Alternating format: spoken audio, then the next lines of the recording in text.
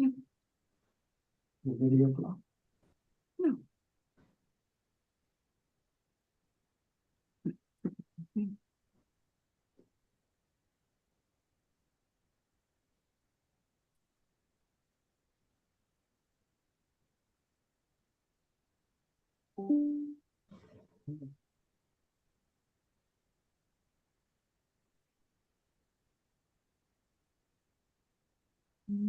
What time is it? What time is it? 8:31. Okay, so how long do we want to wait before we start reading? I think we should I would start right now. I don't have no problem. I think we should. Can you see the Bhagavad Gita verses here? Yes, I can. Okay. Yeah. Okay. So So I can start. Yes. So we chant Om Namo Bhagavate Vasudevaya first. Yes. Okay. Om Namo Bhagavate Vasudevaya. Om Namo Bhagavate Vasudevaya. Om Namo Bhagavate Vasudevaya. Om Namo Bhagavate Vasudevaya. Om Namo Bhagavate Vasudevaya. Om Namo Bhagavate Vasudevaya. Chapter 3, Bhagavad Gita, Karma Yoga. Text 1. Arjuna said, O Janardana, O Keshava, why do you want to engage me in this ghastly warfare if you think that intelligence is better than fruitive work? Text 2. My intelligence is bewildered by your equivocal instructions. Therefore, please tell me decisively which will be most beneficial for me. Text 3. The Supreme Personality of Godhead said, O sinless Arjuna, I have already explained that there are two classes of men who try to realize the self. Some are inclined to understand it by empirical philosophical speculation, and others by devotional service. Text 4. Not by merely abstaining from work can one achieve freedom from reaction, nor by renunciation alone can one attain perfection. Text 5. Everyone is forced to act helplessly according to the qualities he has acquired from the modes of material nature. Therefore, no one can refrain from doing something, not even for a moment. Text 6. One who restrains the senses of action, but whose mind dwells on the sense objects, certainly deludes himself and is called a pretender. 7.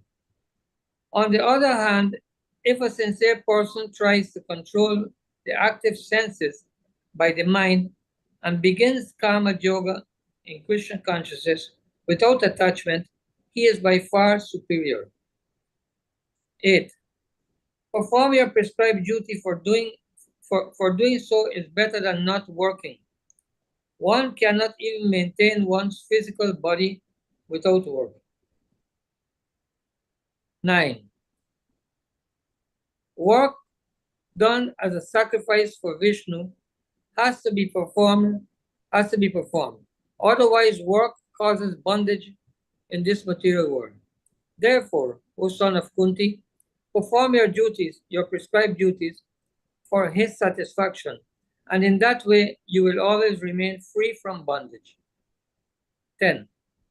In the beginning of creation, the Lord of all creatures sent forth generations of men and demigods, along with sacrifices for Vishnu, and blessed them by saying, Be thou happy by this yajna, or sacrifice, because its performance will bestow upon you everything desirable for living happily and achieving liberation.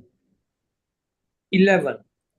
The demigods, being blessed by sacrifices, will also please you and thus by cooperation between men and demigods, prosperity will reign for all. 12. Oops, sorry. 12. You Yeah. There it is. 12. In charge of various necessities of life, the demigods, being satisfied by the performance of yajna or sacrifice, will supply all necessities to you. But he who enjoys such gifts without offering them to the demigods in return is certainly a thief. 13. The devotees of the Lord are released from all kinds of sins because they eat food which is offered first for sacrifice. Others who prepare food for personal sense enjoyment verily eat only sin. 14. All li- There it is. 14. All living bodies subsist on food grains, which are produced from rains. Rains are produced by performance of yajna or sacrifices, and yajna is born of prescribed duties. 15. Regulated activities are prescribed in the Vedas, and the Vedas are directly manifested from the Supreme Personality of Godhead. Consequently, the all-pervading transcendence is eternally situated in acts of sacrifice.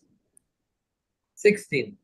My dear Arjuna, one who does not follow in human life the cycle of sacrifice, thus established by the Vedas, certainly leads a life full of sin, living only for the satisfaction of the senses. Such a person lives in vain. It's these- 17. yeah. Sorry, you keep skipping. 17.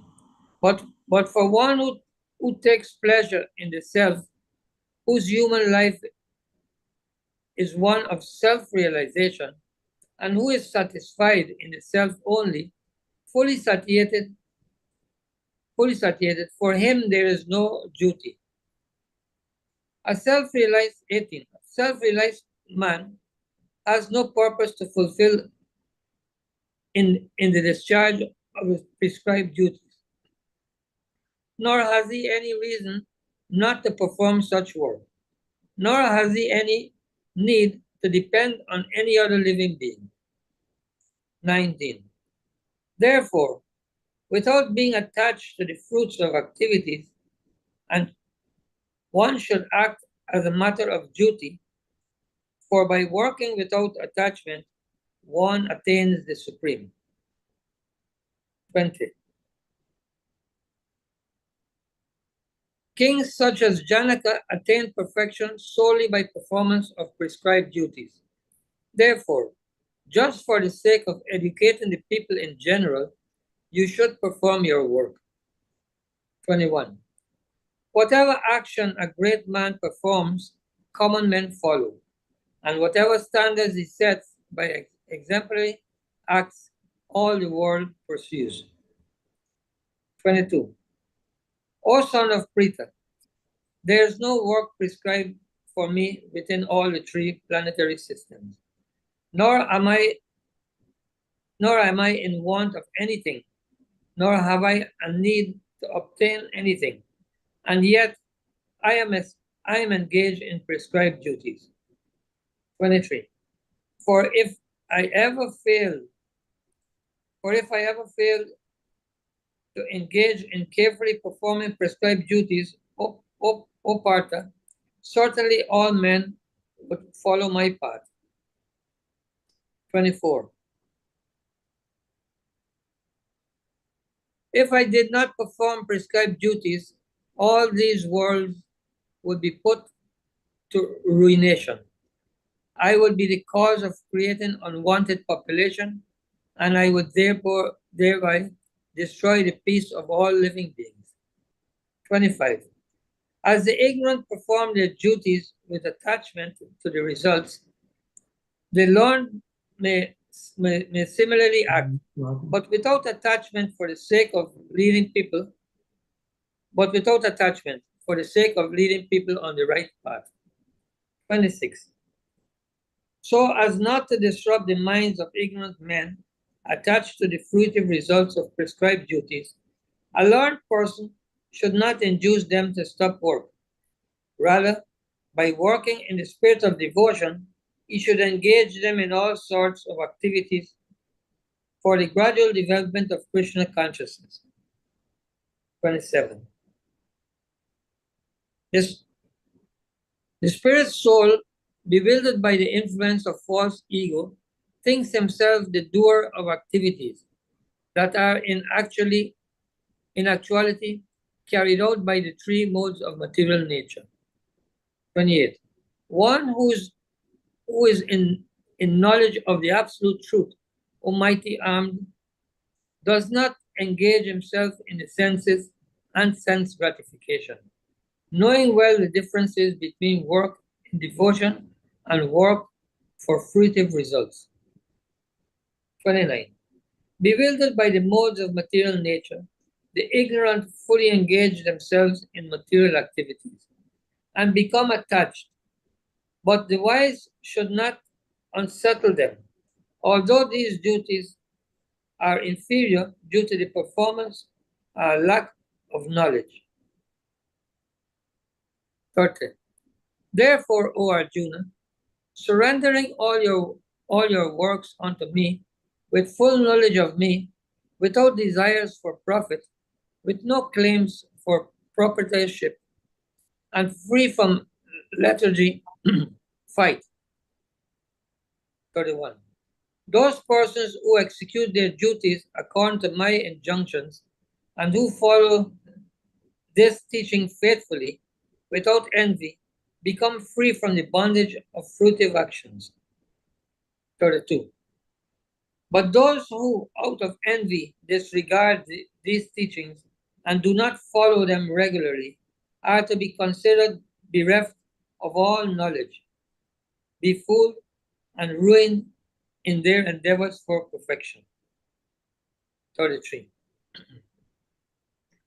Even a man of knowledge acts according to his own nature, for everyone follows the nature he has acquired from the three modes.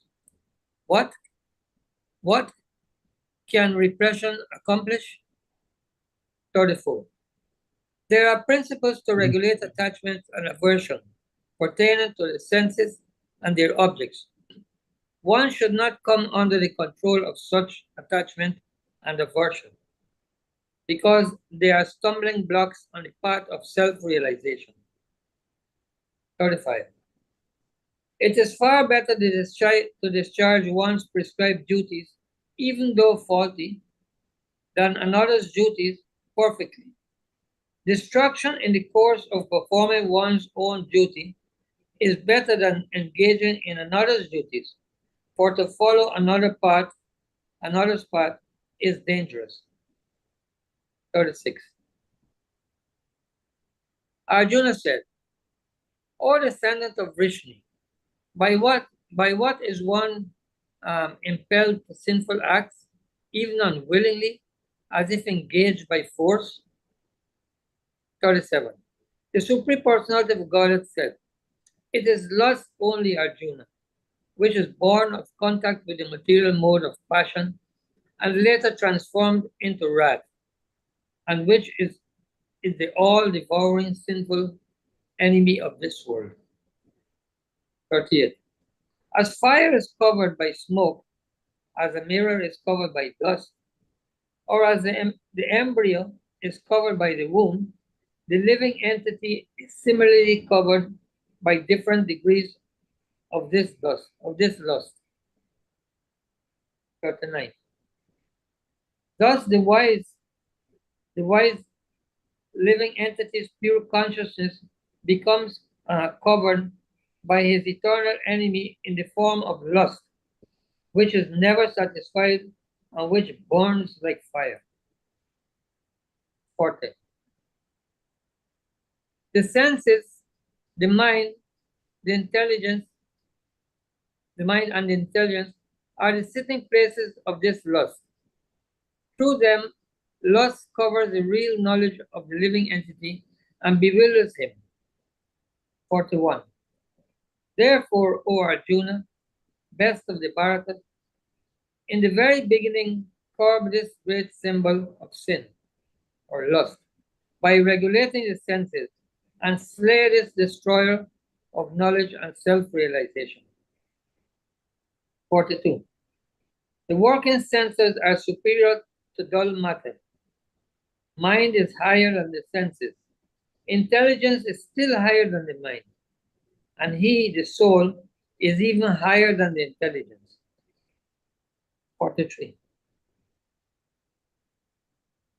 Thus, knowing oneself to be transcendental to the material senses, mind and intelligence, O mighty armed Arjuna, one should steady the mind by deliberate spiritual intelligence, Krishna consciousness, and thus by spiritual strength conquer this insatiable enemy known as lust. Bhagavad Gita Ki Jai. Jai. Aye.